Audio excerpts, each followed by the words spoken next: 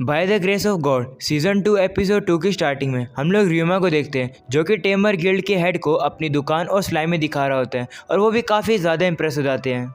और अब वहाँ से जाने से पहले वो रियोमा को कहते हैं कि मैं सभी को बताना चाहता हूँ कि एक टेमर की वैल्यू उसके टेम्ड किए हुए मॉन्स्टर की स्ट्रेंथ से नहीं पता चलती है और मैं ये भी देखना चाहता हूँ कि तुम्हारे स्लाइम और क्या कर सकते हैं। और अब वो वहाँ से चले जाते हैं। वही रियोमा कहने लगता है कि अगर मुझे उनकी एक्सपेक्टेशन पर खड़ा उतरना है तो मुझे एक नई ब्रांच शुरू करनी पड़ेगी। तभी रियोमा को अपनी दुकान में से किसी की चिल्लाने की आवाज़ आती है तो वो वहाँ पर जाता है। तभी हमें एक कस्टमर दिखाया जाता है जो कि चिल्ला रहा होता है कि आखिरकार इसकी भरपाई कौन करेगा। वो यहाँ पर अपनी शर्ट की बात कर रहा है जो कि काफ़ी बुरी तरीके से कटी हुई है। तो रियोमा अंदर आता है और पूछता है क्या हुआ। तो बंदा कहता है कि बच्चे दूर रहो यहाँ से, जिस पर रियोमा कहता है कि मैं यहाँ का मैनेजर हूँ, मुझे बताओ क्या हुआ।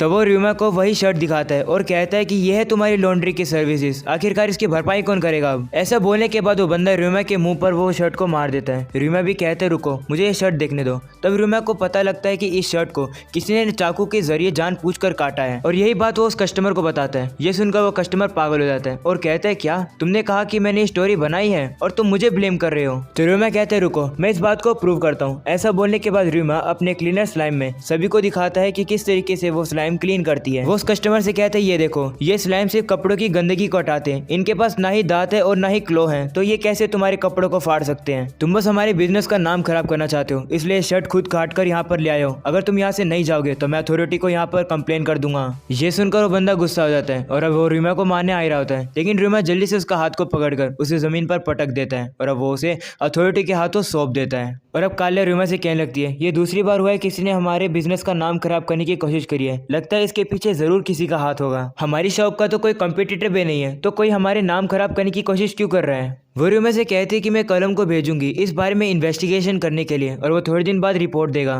रियोमा भी उसे कहते हैं हाँ जरूर उसे बोलो। जिसके बाद रियोमा टाउन में घूम रहा होता है तभी उसे मिस्टर असागी मिलता है। असागी क्या छुट्टी है। रियोमा उसे कहने लगता है कि मैं भी काम करके बाहर आया हूँ इसलिए मैं घर की तरफ जा रहा हूँ। तभी रियोमा की नजर असागी के कटाना पर पड़ती है। रियोमा कहने लगता है कि क्या ये न्यू है। तो वो कहते हैं हाँ मेरी कटाना काफी जल्द खत्म हो जाती है इसलिए मुझे हर साल नई लेनी पड़ती है। तो रियोमा उसे पूछता है कि तुम्हें ये कटाना कहाँ से मिली। तो वो रियोमा से कहता है तुम्हें कटाना ऐसे ही चाहिए या फिर वेपन के लिए चाहिए। तो रियोमा कहते हैं वेपन के लिए, जिसमें वो कहता है कि अगर तुम कैपिटल से खरीदोगे और अगर तुम्हारी तलवार घिस जाती है तो तुम्हें काफी ज्यादा खर्चा करना पड़ेगा उसके ऊपर। तो रियोमा उसे पूछते है कि तुम्हारी कटाना कहाँ से है, जिसमें वो कहता है कि मेरी कटाना मेरे होम टाउन से मेरे घर वालों ने भेजी है, क्योंकि मैं अभी ट्रेनिंग पर हूँ ना इसलिए जब भी मुझे नई की जरूरत पड़ती है वो मुझे दे देते हैं। जिसके बाद रियोमा से कहते हैं अगर तुम्हें कटाने की जरूरत है इसका मतलब तो तुम्हें किसी ने सिखाई होगी कटाना चलानी, है ना। तो तुम उनसे क्यों नहीं मानते हो। ये सुनकर रियोमा याद करता है कि हाँ किसी ने उसे कटाना चलाना सिखाया तो था, लेकिन उसके पिछले लाइफ में। और ये बात पलटने के लिए रियोमा असागी से कहता है कि मेरे ग्रैंडफादर कटाना बनाते थे, मैंने उन्हीं से सीखा था।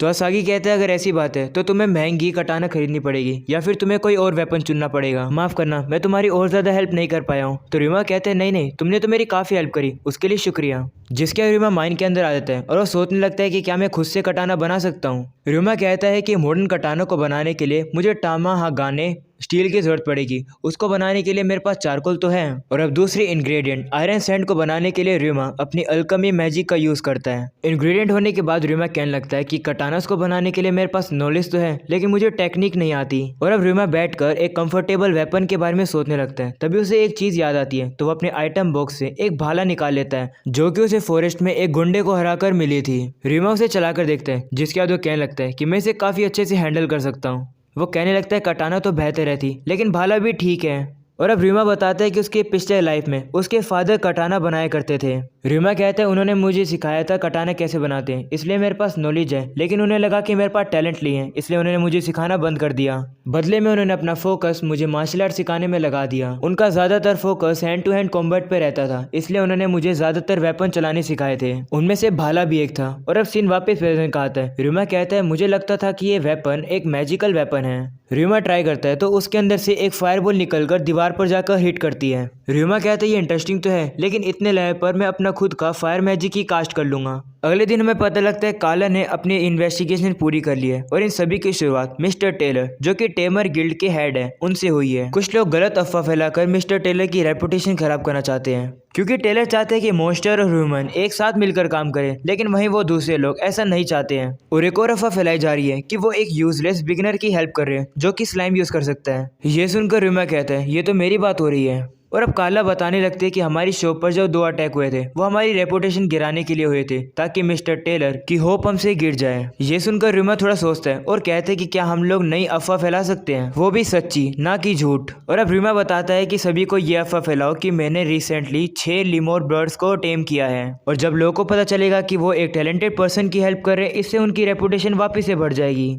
तो इस बात से कार्ला भी मान जाती है और कहते काफी अच्छा आइडिया है। और अब शाम को र्यूमा अपनी दुकान पर आता है, जहाँ पर कुछ स्लाइम रिसर्चर होते हैं। एक बंदा जिसका नाम कॉल्किन होता है वो र्यूमा से कहता है मैं यहाँ पर थोड़ी देर और रुकूंगा रिसर्च करने के लिए। वहीं दूसरा बंदा टोनी भी कहता है मैं भी यहीं रुकूंगा। वहीं एक और रिसर्चर लोबेलिया र्यूमा से कहती है कि आपने हम लोगों को न्यू मैनेजर की पोटेंशियल से यहाँ पर हायर किया है, तो हम लोग यहाँ पर थोड़ा और काम करना चाहते हैं। वही र्यूमा उनको देखकर कहता है इन तीनों से मुझे जेफ, जो कि एक एडवेंचरर है, उसने इंट्रोड्यूस करवाया है। र्यूमा कहते हैं कि ये टेमर भी है और फ्यूचर में काफी अच्छे मैनेजर भी बनेंगे इस बिजनेस के। र्यूमा उनसे कहते हैं कि अगर आप लोग को यहाँ पर काम करने में कोई भी तकलीफ हो तो मुझे जरूर बताना। जिस पर वो कहते हैं कि यहाँ का काम तो काफी इजी है, इससे पहले जिस लेबोरेटरी में हम लोग काम करते थे वहाँ पर तो हमारी बुरी हालत थी। वो बताते हैं कि वहाँ पर हमसे काफी बुरी तरीके से बिहेव किया जाता था और साथ साथ छोटी छोटी रीजन की वजह से हमारी पेमेंट काट ली जाती थी। तो र्यूमा उनसे पूछते किन रीजन की वजह से, तो कहते हैं कॉमन रीजन ये था कि रिसर्च में हमारे अच्छे रिजल्ट नहीं आते थे। जिस पर दूसरा बंदा कहते हैं कि हमारे हायर अप्स को बिल्कुल भी नहीं पता कि स्लाइम को स्टडी करना कितना ज्यादा मुश्किल होता है। स्लाइम इतने ज्यादा टाइप की होती है, आखिरकार हमें कैसे पता चलेगा कि वो इवॉल्व कैसे होती है। और हम लोग को इसी वजह से निकाल दिया गया था क्योंकि हम लोग रिजल्ट नहीं दे पाए। तो र्यूमा से पूछता है तुम अपने स्लाइम को क्या खिलाते हो, जिस पर वो कहते हैं बाकी एनिमल्स को देने के बाद जो खाना बचता है हम लोग अपने स्लाइम को वही देते हैं। ये सुनकर र्यूमा कहता है कि स्लाइम का इवोल्यूशन जो चीज वो खाते हैं उन पर डिपेंड करता है, जैसा वो खाते हैं उसी टाइप में वो इवोल्व होते हैं। ये सुनकर वो कहते हैं कि खाना और इवोल्यूशन का एक दूसरे से क्या रिलेशन हुआ। तो र्यूमा कहता है ये मेरा 3 साल का एक्सपीरियंस है, मैं इसी बात को स्टडी करता आ रहा हूँ, इसलिए मैं पक्के से कह सकता हूँ। ये सुनकर कॉल्किन रोने लगता है और कहता है अगर ये बात मुझे पहले पता होता तो मैं अपनी रिसर्च को कंटिन्यू कर पाता। तो लोबेलिया उसे कहती है कि कोई बात नहीं, हम लोग अपनी रिसर्च को यहाँ कंटिन्यू कर सकते हैं। और अब वो और ज्यादा एक्साइटेड होकर र्यूमा से स्लाइम के बारे में और ज्यादा पूछने लगते हैं। ये सुनकर र्यूमा कहते हैं लगता है मुझे अब थोड़ी देर यहाँ पर और ज्यादा रुकना पड़ेगा। और अब वो घर की तरफ जा रहा होता है, तभी वो नोटिस करता है कि 3 लोग उसका पीछा कर रहे हैं, इसलिए वो जल्दी से वहां से भागने लगता है। भागते भागते उसे एक बंदा मिलता है जो कि उसके ऊपर हमला करने वाला होता है, लेकिन र्यूमा से डॉज कर आगे बढ़कर टेलीपोर्ट होकर जल्दी से एक छत के ऊपर चढ़ जाता है और 2 लिमर बोर्ड को बाहर बुला लेता है। वही वो तीनों भी र्यूमा को देख लेते हैं, तो र्यूमा उनके ऊपर हमला कर उन्हें पॉइजन कर देता है। र्यूमा उनसे पूछते है कि तुम मेरे साथ क्या करने वाले थे। तो बंदा कहता है कि तुम यहाँ से ऐसे नहीं जा पाओगे, अगर तुम अपने लिमोर बर्ड को और थोड़ा पैसा हमें दोगे तो हम तुम्हें माफ कर देंगे। तो र्यूमा अपने स्पेयर निकालकर उसे डराता है और कहता है तुम कुछ ज्यादा मांग रहे हो। तभी उस बंदे का और र्यूमा के ऊपर हमला करने आ रहा होता है, लेकिन र्यूमा का लिमोर बर्ड उसे बचा लेता है। र्यूमा उस बंदे से कहने लगता है तुमने अपने टेम मॉन्स्टर का यूज किया मेरी लोकेशन देखने के लिए, इसलिए मैंने भी वैसा ही किया। तभी वहाँ पर कुछ गार्ड और गिलमास्टर आते हैं। र्यूमा उनसे कहता है कि तुम यहाँ क्या कर रहे हो, जिस पर वो कहते हैं कि जब मैं घर की तरफ जा रहा था तब मैंने इन लोगों को लिमोर बर्ड का पीछा करते हुए देखा। तो र्यूमा कहते हैं मैंने ही अपने बर्ड्स को गार्ड को बुलाने के लिए कहा था, जिसका गिलमास्टर र्यूमा को कल मिलने के लिए बुलाता है। अगले दिन र्यूमा शॉप पर सभी को रात के बारे में बताता है और कहता है कि तुम्हारे ऊपर भी हमला हो सकता है, इसलिए अंधेरा होने से पहले जल्दी घर चले जाना। और फी और ली, मैं चाहता हूँ कि आप अपनी ड्यूटी को और अच्छे से निभाओ। र्यूमा कहते हैं इसी बारे में डिस्कस करने के लिए मेरी आज गिल्ड मास्टर से मीटिंग है। मीटिंग में वो लोग र्यूमा को डिफेंस पे रहने के लिए कहते हैं और उन्हें पता लगता है किसी ने र्यूमा के ऊपर हमला करने के लिए उन लोगों को भेजा था, इसलिए वो लोग र्यूमा को उसका और उसकी दुकान का ख्याल रखने के लिए कहते हैं और कहते हैं जो मास्टरमाइंड है उसका ख्याल हम लोग रख लेंगे। वहीं ग्लिसेला र्यूमा से कहती है अगर तुम एक अच्छे फाइटर हो तो मेरे पास एक ट्रिक है जिससे तुम्हारे ऊपर अटैक करना मुश्किल हो जाएगा। और अब रात में हम लोग एक गुंडे को दौड़ते हुए देखते हैं। र्यूमा उसके पास टेलीपोर्ट कर उसके ऊपर हमला करता है और कहते हैं इतने दिनों बाद मैंने इतने सारे लोगों को मारा है। तब यहाँ पर गार्ड भी आ जाते हैं और वो सारे गुंडों को अरेस्ट कर लेते हैं। वहीं र्यूमा अपनी हीलिंग स्लाइम को निकालकर उन गुंडों को हील करने लगता है और उन लोगों से पैसे मांगता है उनको हील करने के लिए। वहीं कुछ गार्ड बात कर रहे होते हैं कि लगता है अफवाह फैल गई है कि र्यूमा तुम्हें चोट पहुंचाने के बाद हील करने के लिए तुमसे पैसे लेगा। वहीं र्यूमा मन में कहता है कि ये तो ग्लिसेला का आइडिया था। और अब उन गुंडों की ट्रीटमेंट खत्म होने के बाद वो गार्ड र्यूमा को उसकी पेमेंट देते हैं। अगले सीन में हम लोग देखते हैं र्यूमा अपने एम्प्लॉय को सिखा रहा होता है कि आखिरकार अगर उनकी दुकान पर गुंडा घुस जाए तो उनसे कैसे लड़ा जाए। र्यूमा अटैक करने की एक्टिंग करता है तो वो लोग डोल्से नाम के बंदे को बुला लेते हैं और वो भी वहाँ पर आ जाता है, जिसके वो लोग र्यूमा के ऊपर पेंट बॉल फेंकने लगते हैं। र्यूमा भी वहाँ से भाग जाता है और कहते हैं ठीक है आज के लिए इतना काफ़ी है।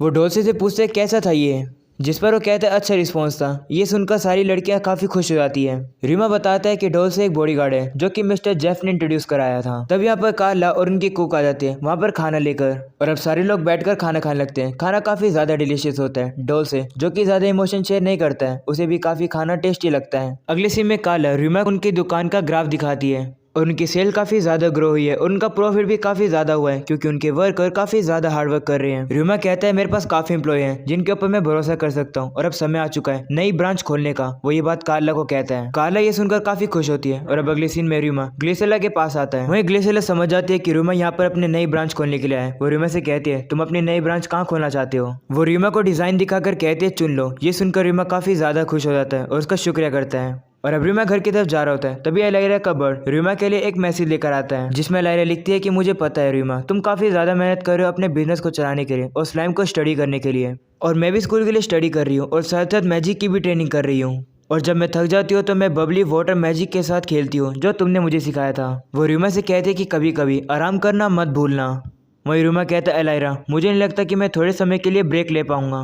वहीं र्यूमा अपनी दुकान पर सभी एम्प्लॉयज़ को एक साथ बाय करता है और अब सभी लोग भी र्यूमा को बाय करते हैं। र्यूमा कहते हैं मैं जा रहा हूँ नए टाउन के अंदर अपनी दुकान की सेकंड ब्रांच खोलने, और यहीं पर हो जाता है ये वाला एपिसोड खत्म।